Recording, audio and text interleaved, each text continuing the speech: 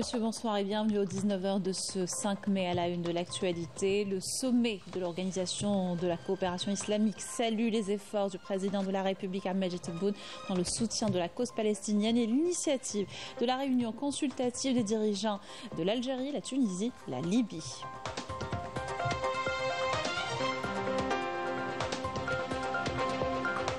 Coopération algéro-tunisienne avec une manœuvre internationale d'intervention de la protection civile exécutée à Bouira. Les détails tout à l'heure.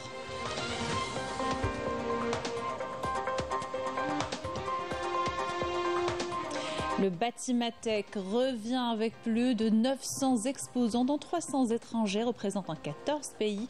Le salon incontournable du BTP entame sa 26e édition.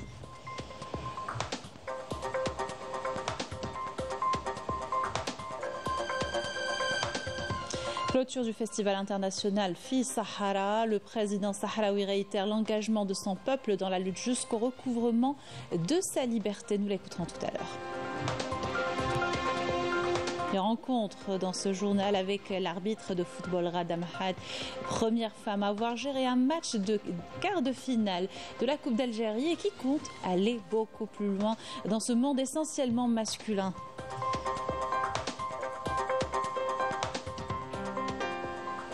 Bienvenue à tous, heureuse de vous retrouver. Je vous disais en titre, clôture ce dimanche du 15e sommet de l'OCI, l'Organisation de la coopération islamique à Banjul en Gambie. Le Premier ministre Nadel Arbaoui a représenté le président de la République Ahmed Tebboune. Le sommet a adopté une résolution sur la question palestinienne et une déclaration finale. Les dirigeants des pays islamiques ont salué l'initiative de la réunion consultative tenue en Tunisie, ayant réuni le président Ahmed Tebboune et son homologue tunisien Kais Saïd et le président du conseil présidentiel libyen Mohamed El Menfi. La déclaration finale a également couronné les travaux de ce sommet et a souligné la volonté commune des dirigeants des trois pays d'intensifier les consultations et renforcer la coordination et l'échange d'analyses, d'informations, notamment pour ce qui est du terrorisme, de la traite des êtres humains, les drogues, le crime organisé qui menace la sécurité et la stabilité de la région. Les chefs d'État réunis lors de ce sommet ont également salué les efforts de l'Algérie pour soutenir la cause palestinienne, exprimant à cet égard leur appréciation et leur soutien aux efforts inlassables déployés par le président de la République Ahmed Tebboune, à l'image de la tenue de la conférence de réunification comme étape positive pour la voie de l'unité nationale palestinienne qui a conduit à l'adoption de la déclaration d'Alger du 12 octobre 2022. Ils ont également salué les efforts déployés au Conseil de sécurité pour mettre fin aux attaques criminelles de l'occupation sioniste à Gaza qui ont mené à l'adoption de la résolution 2724 appelant à un cessez-le-feu immédiat dans l'enclave palestinienne. Fin de cet extrait de la déclaration finale du sommet de l'OCI. Et en marge du sommet, le Premier ministre Nadel Arbaoui s'est entretenu avec le vice-président du Conseil présidentiel libyen, Moussa El-Kouni, autour des relations bilatérales et développement de la situation en Libye. À l'occasion, le vice-président du Conseil présidentiel libyen a exprimé sa reconnaissance pour le soutien continu de l'Algérie, constant dans le but d'arriver à une solution politique pérenne, préservant la Libye et son unité. Le représentant du président de la République, le Premier ministre Nadel Arbaoui, a rencontré également le président de la Guinée-Bissau, Umaru Sissoko Embalo, qui l'a chargé de transmettre ses salutations fraternelles au président de la République, réaffirmant son engagement à poursuivre les efforts pour le renforcement des relations bilatérales entre les deux pays. Et puis le Premier ministre a également rencontré le président de la Commission de l'Union africaine, Moussa Faki Mohamed, avec lequel il a abordé les développement que connaissent les relations internationales et régionales et les moyens de poursuivre les efforts pour renforcer la solidarité et le soutien africain à la cause palestinienne. Coopération toujours et cette manœuvre internationale d'intervention de la protection civile exécutée ce dimanche à Bouira par des détachements de renfort aux premières interventions algériennes, une équipe de la Tunisie. L'opération a été supervisée par le ministre de l'Intérieur, accompagné du directeur général de la protection civile et son homologue tunisien, Amel Bouarba. L'Algérie mise sur le renforcement des moyens de prévention du risque sismique. C'est l'un des objectifs de la manœuvre internationale d'intervention des éléments de la protection civile dans la wilaya de Bouira avec leurs homologues de la Tunisie. Un exercice supervisé par le ministre de l'Intérieur. Brahim Red a souligné à cette occasion que la coopération entre la protection civile algérienne et celle de la Tunisie doit être appliquée et menée davantage sur le terrain à travers des opérations et des exercices conjoints, notamment dans les zones frontalières. Cet exercice de simulation est une occasion pour évaluer nos moyens d'intervention, d'autant plus que l'Algérie a actualisé son arsenal juridique dans le domaine. Ce qui nous importe, ce n'est pas la gestion de la catastrophe, mais beaucoup plus la gestion du risque. Le dispositif mis en place repose sur le renforcement des systèmes de contrôle et d'alerte précoce pour une intervention rapide. C'est ce que nous avons eu à constater lors de cet exercice qui a vu la participation des détachements de renfort aux premières interventions de 42 wilayas du pays et plus de 6000 agents de la protection civile pour les équiper en moins de 24 heures. Cette simulation est organisée avec la participation d'une équipe de la Tunisie car les deux pays sont liés par des conventions internationales. Ce partenariat incarne la volonté politique des dirigeants des deux pays de renforcer leur coopération dans le domaine. Une coopération algéro-tunisienne fructueuse saluée par le ministre. Brahim Red s'est aussi rendu à Oued El Bardi où il a visité la base de vie et des opérations ainsi que le camp réservé au groupe de la protection civile tunisienne. Il a aussi inspecté les équipements déployés dans le cadre de cet exercice qui s'étalera sur 6 jours ainsi qu'une cellule de coordination des Nations Unies. Batimatech 2024 s'est ouvert ce dimanche pour une 26e édition avec plus de 900 exposants. Le salon incontournable du BTP est de retour au Palais des Expositions. 600 exposants nationaux et plus de 300 exposants internationaux y prennent part, représentant 14 pays étrangers venus entre autres de Chine, Turquie, Italie, Portugal, Allemagne. Et le coup d'envoi a été donné par le ministre de l'Habitat, de l'Urbanisme et de la Ville, Mohamed Tariq Belaribi, qui a répondu à une question sur la ADL 3 et l'ouverture des souscriptions.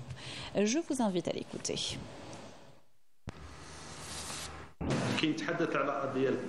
S'agissant de l'ADL 3, je peux vous dire que nous sommes quasiment prêts. Il nous reste quelques essais à faire, des essais de changement pour ce qui est de la plateforme. Le volet législatif a également été pris en charge. Nous nous sommes d'ailleurs réunis hier pour définir les textes d'application à modifier afin de finaliser ce volet. Nous serons prêts dans les temps, si Dieu le veut, et espérons être à la hauteur des attentes des citoyens et que l'opération de souscription se déroule dans les meilleures conditions.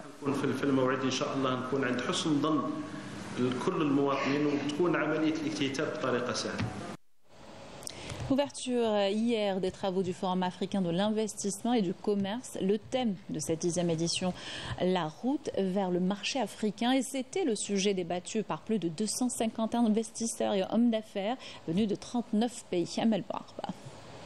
Placé sous le thème « La route vers le marché africain », la 10e édition du Forum africain de l'investissement et du commerce incarne l'engagement de l'Algérie à renforcer la coopération intra-africaine.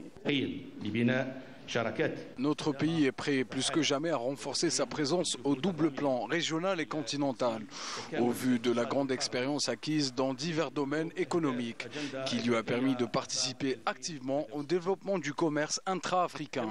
Nous avons enregistré ces dernières années l'exportation de nombreux produits hors hydrocarbures vers les pays africains à travers l'ouverture de passages économiques frontaliers afin de réaliser davantage d'acquis dans le cadre du commerce intra-africain. Cette édition se veut un véritable espace pour construire des partenariats durables et efficaces et renforcer les efforts visant à concrétiser une intégration économique continentale. Ce forum nous offre l'opportunité de trouver des partenaires dans différents secteurs, dans l'agriculture, dans le bâtiment, le BTP. Et cela nous permet aussi, dans cette activité, de trouver des gens qui peuvent venir, des Algériens quand même, ou bien des investisseurs des autres pays, venir au Sénégal, qui est une terre cultivable, avec beaucoup de zones irriguées, avec une stabilité politique, sociopolitique. Donc nous voulons faire un maillage entre des investisseurs et les producteurs locaux. Nous sommes donc venus pour assister à ce forum, tout simplement pour regarder éventuellement ce que l'Algérie propose aux pays africains, étant entendu que la politique d'aujourd'hui, c'est essayer de faciliter, de favoriser donc des accords de partenariat sud-sud. Voilà pourquoi donc nous sommes ici, et tout en sachant que le Congo aujourd'hui a besoin donc de l'expertise plus ou moins algérienne, sachant que nous avons donc des accords de partenariat qui existent depuis longtemps. Cette 10e édition est marquée par la participation de plus de 250 investisseurs et hommes d'affaires issus des 4 coins du monde et représentant près de 43 pays.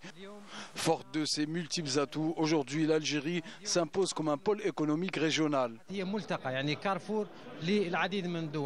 rencontres B2B sont prévues à cette occasion pour renforcer le partenariat et la coopération entre les différents acteurs. Investissement agricole à Khanchla, Agrico, filière de Cosida, a engagé plus de 6 milliards de dinars dans une exploitation à Baba, dans le sud de la wilaya. Cette exploitation a réalisé d'impressionnants résultats en peu de temps, nous dit Naïma Loualish au reportage. Babar, le sud semi-aride de Khanchla, 1505 hectares entre céréales et fourrage. Épis de blé prêts à être moissonnés, des centaines de bottes de fourrage. Nous sommes au cœur de la ferme pilote Agrico, une filiale agricole de Cossidère qui s'étale sur 7000 hectares de terres cultivables où l'on a planté même des palmiers et des amandiers par milliers. Cossidère Agrico a procédé à un très lourd investissement ici, de plus de 6 milliards de dinars. Les investissements concernent la réalisation d'une piste de 115 km, soit 30 km revêtus, réalisation de 10 stations de pompage, réalisation de 9 bassins de 20 000 m3, réalisation lignes électriques d'amener d'une longueur de 45 km, réseau interne 57 km. On assiste aujourd'hui à des résultats encourageants, surtout pour les filières stratégiques et plus particulièrement dans la production de semences des céréales, également maïs gras, sans oublier également d'autres créneaux, surtout l'aquaculture associée à l'agriculture, également l'introduction de l'élevage, l'engraissement des bovins. Donc aujourd'hui, cette entreprise vise donc l'extension et mettre en valeur d'autres superficies qui pourraient donc rentabiliser cet investissement et introduire donc d'autres créneaux d'activité. Première du genre, et comme dans toutes les fermes intégrées, Agrico a aménagé des espaces pour l'élevage et l'engraissement de quelques 2000 têtes entre bovins et ovins, des écloseries d'une capacité de 1 million d'alevins et des bassins aquacoles pouvant produire jusqu'à 800 tonnes de poissons par an. On voit aujourd'hui que cette entreprise contribue donc pleinement dans le développement de l'agriculture au niveau de la région et participe également à l'augmentation de la production agricole. Il joue un rôle très important dans la région en matière de création d'emplois. Donc je peux dire que ce projet a créé aujourd'hui 120 postes d'emploi donc, au profit des jeunes de la région. Et d'autres postes, donc avec l'évolution, donc on prévoit d'autres postes d'emploi, surtout avec l'évolution du niveau d'investissement. Notre objectif pour l'aquaculture, on compte à arriver à 800 tonnes par an.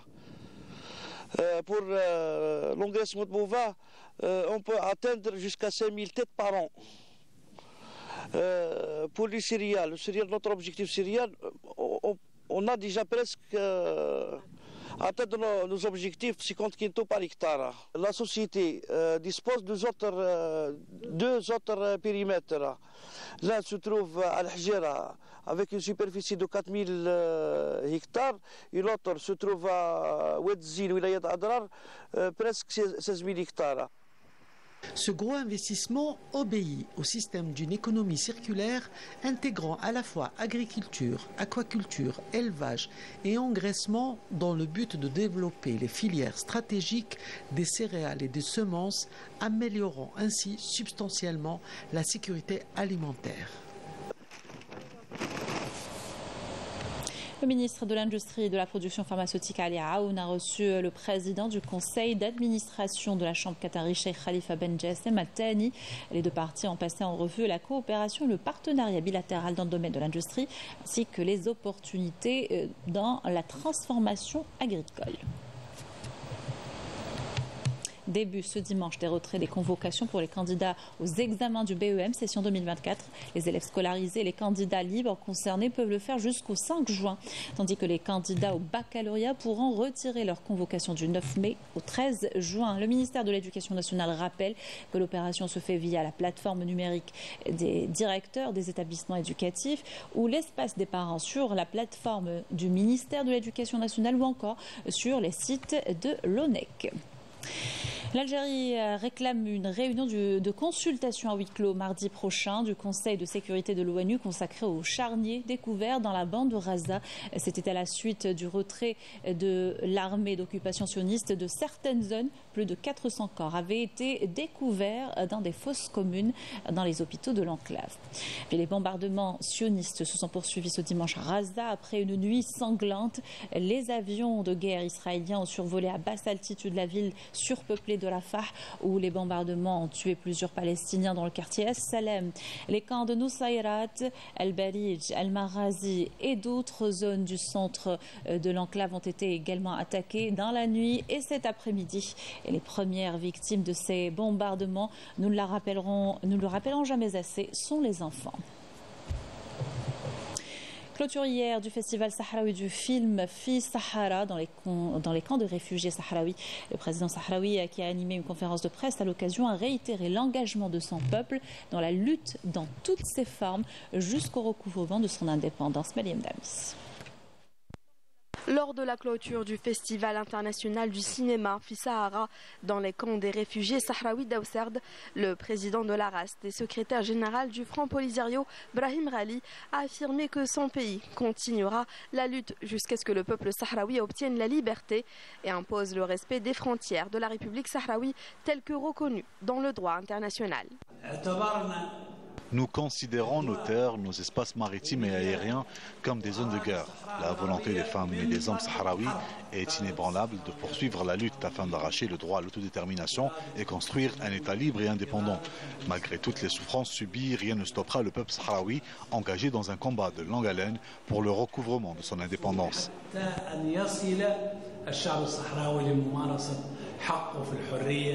Les journalistes présents à cette conférence de presse et qui avaient participé à la conférence internationale des journalistes soutenant la cause sahraoui ont été appelés à être les ambassadeurs de la cause sahraoui une fois rentrés dans leur pays respectifs.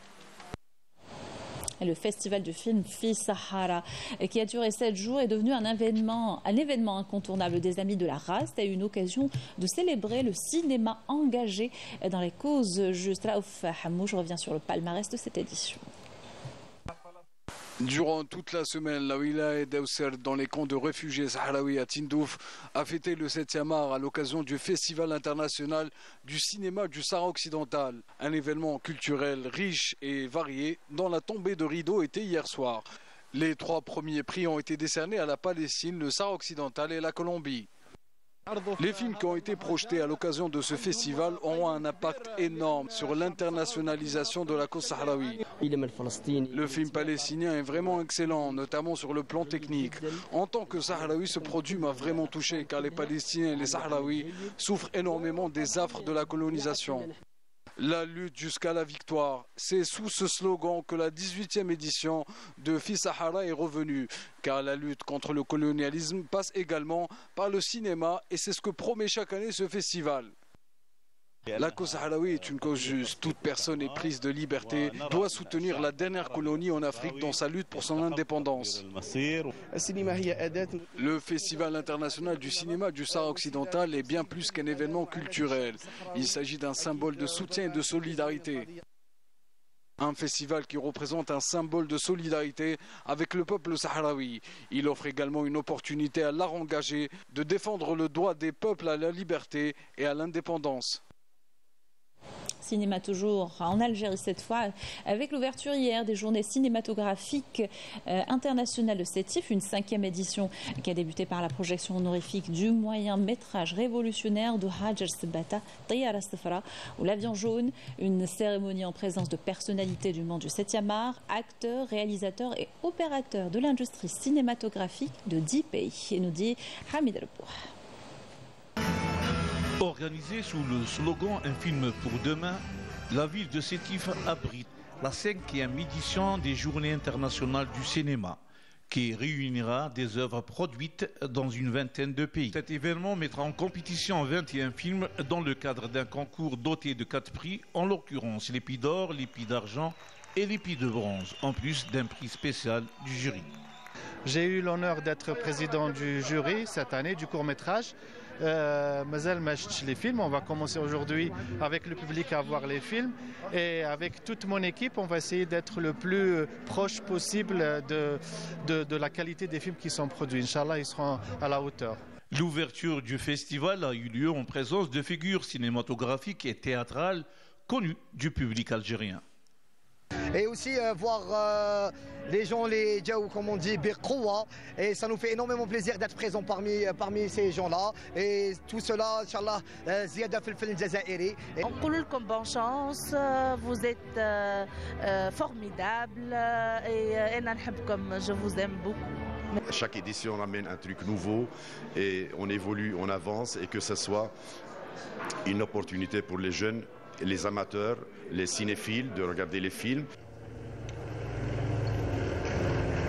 Le public à la salle a apprécié la projection du film Tayara Sefra de l'Algérienne Hajar Sebata. Je suis encore plus heureuse que mon film soit sélectionné pour l'ouverture de ces journées cinématographiques en hommage à mon film, à toutes les femmes algériennes qui ont souffert pendant la guerre. Les journées internationales du cinéma verront notamment la participation de l'Algérie, de la Tunisie, de la Syrie, du Liban, de l'Iran, de l'Égypte, du Bahreïn et de Chypre. On reste dans le monde de l'art. Une exposition collective à Alger réunissant 35 artistes venus des 4 coins du pays. Avec leurs différents styles et influences, les œuvres témoignent de la diversité et de la richesse de la scène artistique algérienne. Reportage de Maliem Damis. Chaque œuvre exposée raconte une histoire unique, offrant aux visiteurs une immersion profonde dans le monde de l'art. Des peintures expressives aux sculptures captivantes, cette exposition a été un véritable voyage visuel. On a rassemblé 35 artistes qui viennent un peu de l'intérieur du pays. On a mis presque 2 mois pour les rassembler. Ils ont répondu oui.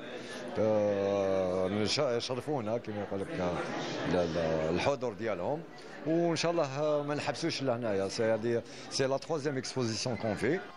Ce rassemblement a été l'occasion pour les artistes de partager leur vision unique et leur talent et de célébrer la diversité artistique à travers des œuvres captivantes. Mon amour pour le dessin, bien sûr, a été avant de rentrer à l'école d'architecture et à partir de là, voilà, le dessin a continué dans l'école et plus tard dans ma profession que j'ai exercée pendant jusqu'à aujourd'hui. C'est une opportunité pour moi, pour la peinture algérienne qui connaît un petit peu effervescence, beaucoup de peintres, beaucoup de couleurs et tout ça. Il y en a beaucoup de styles, beaucoup de tendances. Et là, j'espère que ça va donner un élan au marché de l'art algérien. Je participe aujourd'hui à cette exposition qui rassemble 35 artistes contemporains pour 35 visions contemporaines. Et ici à Ramadi, un pays sans artistes est un pays mort et j'espère que nous sommes vivants. Alors nous sommes vivants, nous sommes 35 et bien là. Un véritable patchwork artistique, une profusion de couleurs, des œuvres d'art où une variété de styles et de techniques se côtoient en parfaite harmonie, mettant en lumière le talent foisonnant d'artistes peintres accomplis qui font vibrer l'âme de l'Algérie.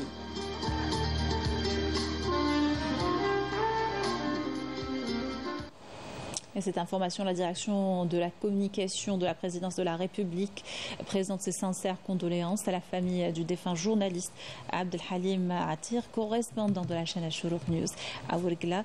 Abdelhalim Atir est décédé d'un arrêt cardiaque. Inna lillahi wa inna ilayhi raji'un. On termine notre journal avec cette rencontre avec l'arbitre de football Rada Mahad, première femme à avoir géré un match de quart de finale de la Coupe d'Algérie et qui compte aller plus loin dans ce monde essentiellement masculin. C'est en tout cas ce qu'elle a confié à Sarah Delbel. تدخل كما قلت في لحظة تاريخية الحكمة الجزائرية محطة غادة تتوسط فريقي المولودية والوداد التلمساني هنا في ملعب 5 جويلية. Rada Mahad, arbitre international. J'ai 29 ans. Je suis arbitre élite A de la CAF. Et je suis la première femme qui a fait le quart final de la Coupe d'Algérie. Elle a marqué l'histoire en devenant la première femme à arbitrer un quart de finale de Dame Coupe.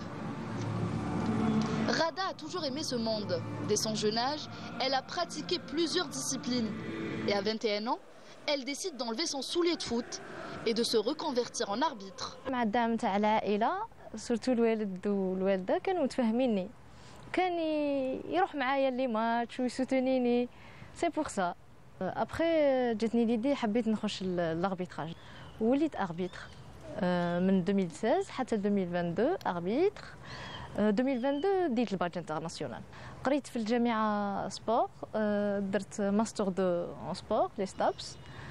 ومن ثم جاتني ليدي تما قعدت toujours في الدومين تاع سبور. Rada Mahad a su briser les barrières dans un domaine monopolisé par les hommes. في الجزائر أنا 4 filles internationales, 2 arbitres, moi, Lamia Athman et 2 assistants, أسماء فريا الوهاب et كمات سارة. هي في الأول شوية صعيبة بصح مع الوقت كي يولفوك تعود سي بون. Quant à son expérience d'arbitre en quart de finale de la Coupe d'Algérie, cela a été une étape importante dans sa carrière, marquée par des émotions fortes et le sentiment d'être la première femme arbitre algérienne à atteindre un tel niveau. L'expérience هذه في الأول كانت pleine de stress parce que c'était la première fois. Même pour moi, c'était la première fois que je fais un match avec ce nombre de supporters. في الأول كانت كنت stressée بزاف. Après le coup de sifflet, c'est bon, j'ai tout oublié. Chaque match est un défi, non seulement sur le terrain, mais aussi dans la gestion des personnalités des joueurs et des contestations. À travers chaque décision, elle fait preuve de courage et d'intégrité, gagnant ainsi le respect de ses pairs et des acteurs du football. Par rapport au caractère des joueurs, on doit gérer. Oui, non, on doit gérer. Oui, non, non. Oui, il mérite un carton rouge, par exemple. Un joueur fait un tacle avec une manière violente, il mérite le rouge. Ici, on ne doit pas gérer. Pour ce qui est de ses ambitions dans l'arbitrage, elle vise à continuer à progresser et à atteindre des objectifs élevés. Peut-être même à officier une Coupe du Monde. Mes objectifs, Inch'Allah, نكونوا في الكان homme, Coupe du Monde femme. Et pourquoi pas نشرفوا الصافرة الجزائرية إن شاء الله نكونوا في Coupe du Monde. Une passionnée et une amoureuse du sport, Rada Mahad, un modèle d'inspiration et de détermination qui a marqué l'histoire et qui va sans doute continuer à représenter l'Algérie de la meilleure des manières.